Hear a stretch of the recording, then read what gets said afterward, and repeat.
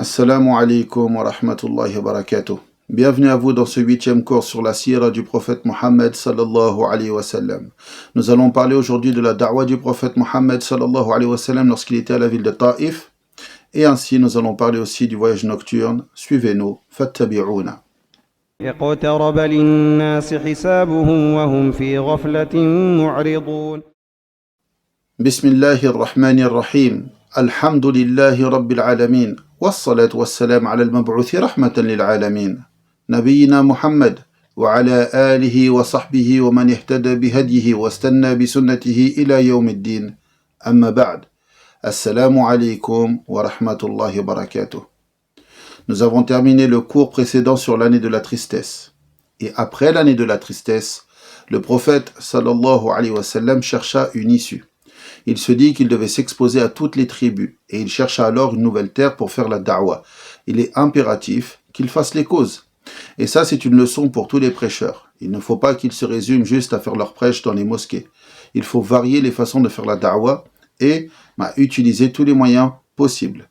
Le prophète, sallallahu alayhi wa sallam, donc, il partit vers Taïf, vers Thaqif. Il partit à Taïf pour prêcher les Bani Thaqif. Et Zayd ibn Haritha, il était avec lui.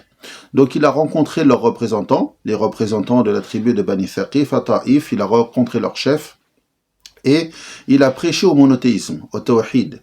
Mais certains ont rejeté parmi eux, ils ont rejeté en disant et en prétendant, si Allah aurait voulu envoyer parmi nous un messager, alors il m'aurait choisi moi.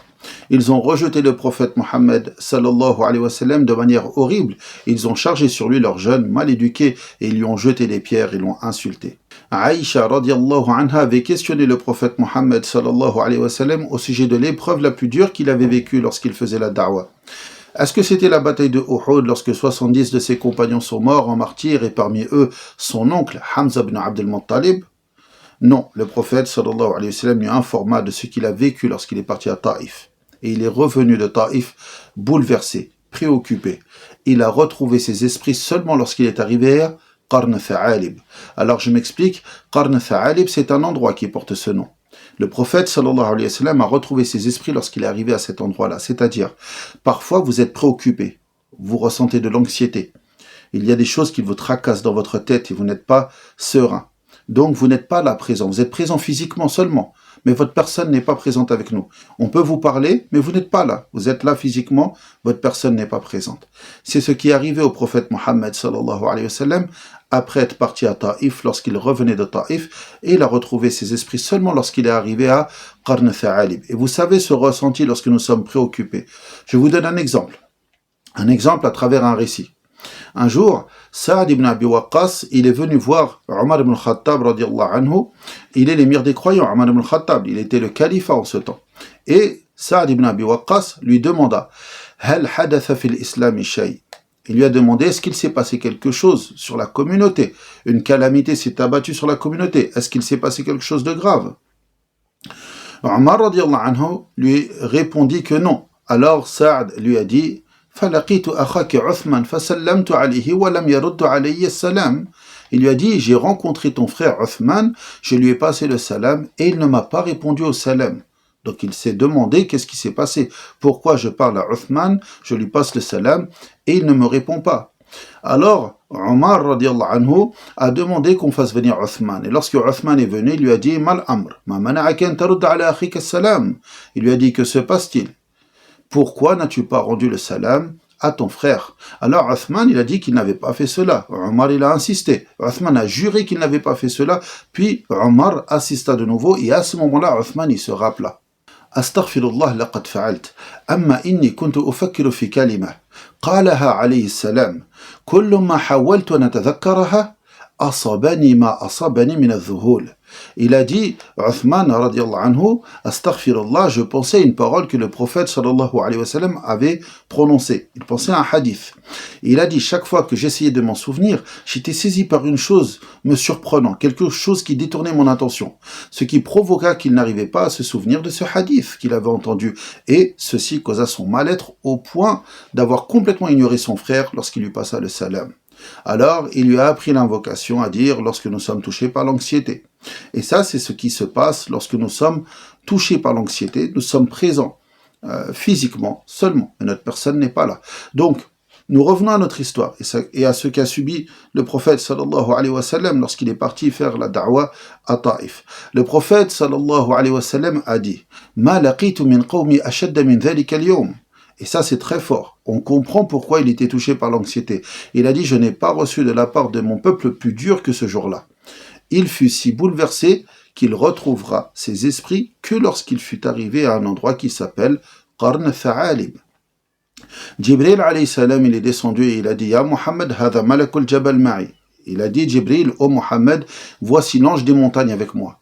Alors l'ange des montagnes lui passa le salam et a dit Ya Muhammad, murni bimashit, fa inna Allah azza wa jal, amarani an uti'aka fa in shita atbaqtu alayhim al-akhshabayn.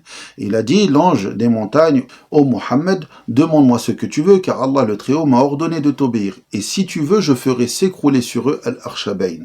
Al-akhshabayn, ce sont deux montagnes qui entourent la Mecque. Jabal Abi Qubays ou Al-Jabal al-Ahmar. Mais le prophète sallallahu alayhi wa sallam n'était pas quelqu'un de sanguinaire ni quelqu'un de dur. Et ceci est une réponse à tous ceux qui osent toucher à l'honneur du prophète sallallahu alayhi wa sallam en le qualifiant de quelqu'un de sanguinaire. Le prophète sallallahu alayhi wa sallam a dit La wallahi fa inni arju an yukhrij Allahu min aslabihim man ya'budu Allah wahdahu wa la yushriku bihi shay'a. Regardez bien, le prophète sallallahu alayhi wa sallam, il avait toujours cet espoir. Il a dit non, wallah, car j'espère qu'Allah fasse sortir de leur descendance des gens qui adorent Allah, le seul, l'unique, sans rien lui associer. Dans cette situation, le prophète sallallahu alayhi wa sallam nous a enseigné une chose. La patience est une vertu, la patience est une qualité. Ensuite, le prophète sallallahu alayhi wa sallam a rencontré Mut'am ibn Adi et Mut'am ibn Adi a dit Muhammad fi jawari. Le prophète sallallahu alayhi wa sallam est donc rentré sous la protection de Mut'am ibn Adi. Il a dit Muhammad fi jawari, qui veut dire Muhammad est sous ma protection. Et donc il a pu retourner et rentrer à la Mecque sous la protection de Mut'am ibn Adi en sécurité. Et c'était le mois de Dhul Qiyada, c'est-à-dire Mawsim al-Hajj, c'est la période du Hajj et il y avait beaucoup de gens. Donc le prophète sallallahu alayhi wa sallam en a profité pour prêcher et il rencontra un groupe de gens de Médine, 6 de la tribu de Khazraj. Il leur a dit Min mawali al-Yahoud. Alors ils ont répondu que oui, car les Khazraj vivaient à Médine, ils vivaient à Médine avec les Juifs. Donc il y avait un lien entre Al-Khazraj et les Juifs de Médine, car ils vivaient ensemble. Ensuite, le prophète sallallahu alayhi wa sallam leur a exposé l'islam. Il y avait parmi eux As'ad ibn Zurara, Aouf ibn al-Harith, Rafi' ibn Malik, Qutba et Utba, Banay Amir, Jabir ibn Abdullah ibn Ru'ab, radiyallahu anhum. Et ils ont dit تعرفون أن في خلافتنا مع اليهود كانوا يتعودون بنبي أمي يخرج في آخر الزمان فيقتلوننا معه قتل عاد وثمود لا نرى إلا أن هذا هو الذي تتوعدكم به اليهود فآمنوا به قبل أن تؤمن به اليهود. Ils ont dit, vous savez que dans nos divergences avec les Juifs à Médine, ils parlaient d'un prophète illettré qui apparaîtrait à la fin des temps. Et avec lui, il nous tuerait comme les Ad et les Thamoud. Tout ce que nous voyons est que c'est lui dont les Juifs nous menaçaient. Donc, croyez donc en lui, avant que les Juifs ne croient en lui. Puis, donc ils ont cru au prophète Mohammed sallallahu alayhi wa sallam et ont appelé les gens de Médine à l'islam. En l'année 11 de la prophétie, le prophète sallallahu alayhi wa sallam s'est marié avec notre mère Aïcha radiallahu anha. Elle était alors âgée de 6 ans et il consomma le mariage lorsqu'elle avait l'âge de 9 ans. Et c'était une révélation de la part d'Allah subhanahu wa ta'ala. Avant cela, elle avait été demandée en mariage par Jubayr ibn Mut'am ibn Adi. Après cette année donc de la tristesse, Am al-Huzn, le soulagement allait venir de la part d'Allah subhanahu wa ta'ala, le Très-Haut, avec un événement qu'on appelle le voyage nocturne et l'ascension, al-Isra wal-Mi'raj. Les compagnons ont divergé. Est-ce que ce voyage, cette ascension, il l'a faite par son âme et son corps ou seulement par son âme? Cette divergence existe au sein même des compagnons. La majorité voit que cela s'est fait par le corps et par l'âme. Il voyagea réellement par son corps et par son âme. Et c'est ce qu'a transmis les gens de la Sunna et du consensus. Al-Isra. Al-Isra, c'est le fait de voyager la nuit de la maison sacrée, la Mecque, jusqu'à la mosquée de Al-Aqsa à Jérusalem. Et Al-Mi'raj, c'est l'ascension jusqu'au 7e ciel, le fait d'être monté au 7e ciel, l'ascension de son âme et de son corps en une seule fois. Cela a commencé lorsqu'il était dans la maison de Hani, qui est la fille de son oncle et la sœur de Ali, radiyallahu anhu. Puis Jibril lui est venu, et 2 anges étaient avec Jibril, ils ont ouvert la poitrine du prophète Mohammed sallallahu alayhi wa sallam pour la 2e fois, et ont sorti son cœur et l'ont lavé avec l'eau de Zamzam. Et ceci, c'était afin de recevoir ce qu'un homme normal ne pourrait pas recevoir et ne pourrait pas supporter. La majorité, Al-Jumhur rapporte que dans la mosquée sacrée de Jérusalem, Al-Masjid al-Aqsa, il aurait dirigé la prière en tant qu'imam avec tous les prophètes. Mais il y a un autre avis qui dit que il a d'abord fait l'ascension, il est d'abord monté au 7e ciel, puis ensuite il est descendu, et ensuite il aurait prié avec tous les prophètes et aurait dirigé la prière en tant qu'imam. Et ceci est l'avis que choisit Ibn Kathir, rahimahullah ta'ala. Et c'est ce qui apparaît comme étant le plus juste, car lorsqu'il est monté au 7e ciel, il a rencontré les prophètes, et les prophètes questionnaient à son sujet. Alors que s'il aurait prié avec les prophètes avant cela, les prophètes n'auraient pas questionné à son sujet, ils auraient su qui il était. Donc, il a voyagé la nuit et il est monté sur une monture qu'on appelle Al-Buraq. Al-Buraq, c'est d'une taille entre l'âne et la mule, et elle avait une couleur brillante. Il la chevaucha, et en quelques secondes, il s'est retrouvé à la maison sacrée de Jérusalem, Al-Masjid al-Aqsa. Et le fait d'avoir chevauché Al-Buraq, d'être monté sur Al-Buraq, c'est une preuve que ce voyage s'est fait par son corps et par son âme. Lorsqu'il arriva, il attacha sa monture. Et ceci aussi, c'est une preuve que l'on doit faire les causes. Al-Akhdh bil-Asbab, le fait qu'il ait attaché sa monture. Le prophète sallallahu alayhi wa sallam passa près de la tombe de Moussa alayhi salam, et cela rentre dans les sujets dogmatiques. Il y a la demeure dans ce bas monde, Dar al-Dunya, la demeure dans l'au-delà, Dar al-Akhira, et entre les deux, il y a ce qu'on appelle Dar al-Barzakh. Donc, il passa près de la tombe de Moussa, et il a vu Moussa alayhi salam en train de prier. Sa monture, Al-Buraq, elle est montée avec lui jusqu'au ciel de ce bas monde, As-Sama ud-Dunya. Ensuite, il fut demandé à ce qu'on lui ouvre. Ils ont demandé qui était-ce. Il a dit Mohammed. Et est-ce qu'il est autorisé à rentrer? Il a répondu oui. Alors ce fut ouvert et il a rencontré Adam. Il a rencontré Adam alayhi salam, et à sa droite il y a ceux qui rigolaient et à sa gauche il y a ceux qui pleuraient. C'était les gens du paradis et les gens de l'enfer, les gens du feu. Puis il est arrivé au 2e ciel et il a vu Isa et Yahya alayhim as-salam qui lui passèrent le salam. Alors bien entendu, il les a vus par leurs âmes, car leur corps, ils sont sur terre, à l'exception de Isa alayhi salam, dont le corps n'est pas sur terre, et aussi Idris alayhi salam, dont il est rapporté qu'il est au 4e ciel. Allah subhanahu wa ta'ala dit dans le Coran wa rafa'nahu makanan aliyya, et nous l'élevâmes à un haut rang. Wallahu ta'ala a'lam. Au 3e ciel, il a vu Youssouf, qui a la moitié de la beauté, alayhi salam. Donc ensuite, comme j'ai mentionné juste avant, il est arrivé au 4e ciel et il a vu Idris alayhi salam, puis au 5e ciel il a vu Haroun alayhi salam, et au 6e ciel il a vu Moussa alayhi salam, et enfin au 7e ciel il a vu Ibrahim alayhi salam. Ibrahim était adossé à Al-Bayt al-Ma'mour, c'est ce qu'on appelle, si on traduit correctement, la maison peuplée. C'est une maison parallèle à la maison sacrée de la Mecque, Al-Kaaba. Donc elle est dans le ciel, au-dessus de Al-Kaaba, et chaque jour 70 000 anges viennent faire le tawaf autour de cette maison Al-Bayt al-Ma'mour. Puis Jibril s'est arrêté, il a dit Mastati'ana taqaddam. Donc il a dit Jibril, je ne peux pas aller plus loin. Alors le prophète sallallahu alayhi wa sallam s'est avancé et il a vu Allah subhanahu wa ta'ala. La question se pose, est-ce qu'il a réellement vu Allah subhanahu wa ta'ala haqiqatan? Donc la question fut posée au prophète sallallahu alayhi wa sallam. Hal ra'ayta rabbak? Comme il est rapporté dans les hadiths, et le prophète sallallahu alayhi wa sallam a répondu Nur anna arahu. Il a dit avoir vu une lumière. Allah subhanahu wa ta'ala lui a ordonné de faire 50 prières réparties dans le jour et la nuit pour lui et sa communauté. Et vous connaissez le hadith où il revenait voir Moussa alayhi salam, et Moussa alayhi salam lui disait que sa communauté ne pourrait pas supporter une telle charge, et donc il allait demander à Allah subhanahu wa ta'ala d'alléger, et Allah subhanahu wa ta'ala a allégé les 50 prières jusqu'à 5 prières obligatoires réparties dans le jour et la nuit. C'est ce que nous faisons aujourd'hui. Nous prions 5 prières obligatoires réparties dans le jour et la nuit, Al-Fajr, Al-Dhuhr, Al-Asr, Al-Maghrib et Al-Isha. Al-Fajr et Subh, c'est la même prière. Hein, je précise, puisque j'ai dit Al-Fajr. Alors je sais que, c'est une petite parenthèse, beaucoup de gens du Maghreb font une distinction entre Al-Fajr et Subh. En fait, Al-Fajr et Subh, c'est exactement la même prière.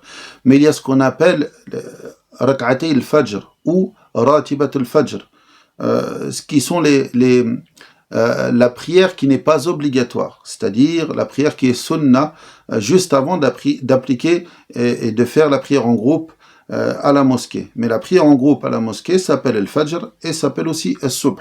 Les deux sont rapportés dans des hadiths. Par exemple, dans des hadiths, il est mentionné Man salla al-Fajr fi jama'a. Donc celui qui prie al-Fajr en groupe. Et ensuite, il mentionne la récompense. Ce qui montre bien que le Fajr et Subh, c'est la même prière. C'était une petite parenthèse. Voilà. Donc, Moussa, lorsqu'il y a eu les 5 prières obligatoires, il a dit au prophète Mohammed sallallahu alayhi wa sallam de nouveau que la communauté musulmane ne pourra pas supporter. Mais le prophète sallallahu alayhi wa sallam a dit « Inni istahyaytu min rabbi ». Il a dit avoir eu honte après cela de demander de nouveau un allègement à Allah subhanahu wa ta'ala. Puis Allah subhanahu wa ta'ala a dit Inni qadaytuha khamsa wa hiya bi khamsina fil ajr la yubaddal al-qawl laday. Donc il a dit tu auras pour ces 5 prières la récompense de 50 et certes la parole ne change pas auprès de moi. Donc Allah subhanahu wa ta'ala ne revient pas dessus. Nous prions 5 prières par jour et nous avons cette récompense de 50. Allahu Akbar. نسأل الله سبحانه وتعالى أن يتقبل منا صلواتنا ونسأله الخشوع في كل صلاة. Le prophète sallallahu alayhi wa sallam, lors de ce voyage, il a vu Sidratul Muntaha. Sidratul Muntaha, on l'appelle Al-Muntaha, car c'est là que Yantahi, donc sa montée, son ascension s'est arrêtée auprès de cet arbre. Alors, Sidra, si je ne me trompe pas, c'est un jujubier en français, Wallahu a'lam.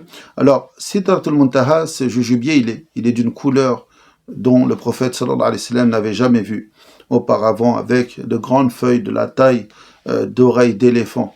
Donc il a vu cet arbre-là, Sidratul Muntaha. Il a vu aussi le Bayt al-Ma'mour, donc j'ai mentionné la maison peuplée où chaque jour 70 000 anges viennent faire le tawaf. Il a vu le Kawthar. Le Kawthar, c'est un fleuve au paradis qui lui a été donné. Donc le prophète sallallahu alayhi wa sallam, il a vu les fleuves du paradis. Donc 2 qui sont cachés, si la traduction est bonne, et 2 qui sont apparents, et parmi ces fleuves, le Nil et l'Euphrate, d'où vient leur source.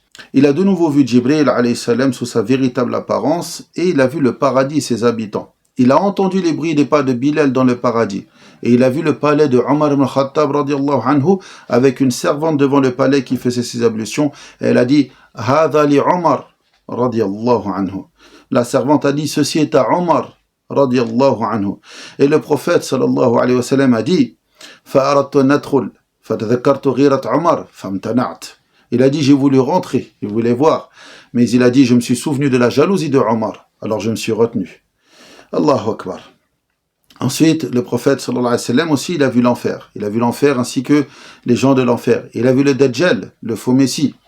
Après ce voyage-là, le prophète sallallahu alayhi wa sallam, il est revenu donc vers sa maison, vers sa demeure, et il a raconté ce qui lui est arrivé. Alors les gens de la Mecque se sont mis à se moquer.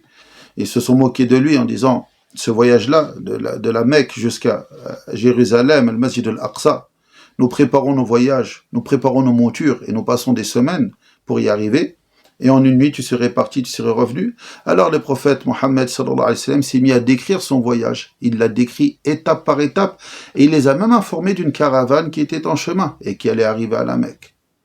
Bien entendu, ensuite, les polythéistes de la Mecque, dans leur moquerie, sont partis voir Abu Bakr as-Siddiq radiyallahu anhu. Ils lui ont dit, Hal sami'ta ma yaqulu sahibuk? Ils lui ont dit, as-tu entendu ce que dit sahibuk? Donc, ce que dit ton ami. Et Abu Bakr, donc, il leur a demandé ce qu'il a dit. Il a dit qu'il est parti à Jérusalem, de la Mecque à Jérusalem en une nuit, qu'il serait revenu. Et Abu Bakr, huwa as-Siddiq, c'est le véridique. Abu Bakr, il a toujours cru au prophète Mohammed sallallahu alayhi wa sallam et n'a jamais douté. Il a dit une phrase, il a dit In qalaha faqad sadaq. S'il a dit cette phrase-là, s'il a dit cette parole-là, alors il a dit vrai. Abu Bakr radiyallahu anhu, sans aucune hésitation, a cru au prophète Mohammed sallallahu alayhi wa sallam. Wa hadha huwa al-iman. Ça c'est la foi véridique, la foi sincère aucun doute, al-yaqin, la certitude. Radiyallahu anhum ajma'in. Wa sallallahu ala Muhammad sallallahu alayhi wa sallam. أستودعكم الله والسلام عليكم ورحمة الله وبركاته. اقترب للناس حسابهم وهم في غفلة معرضون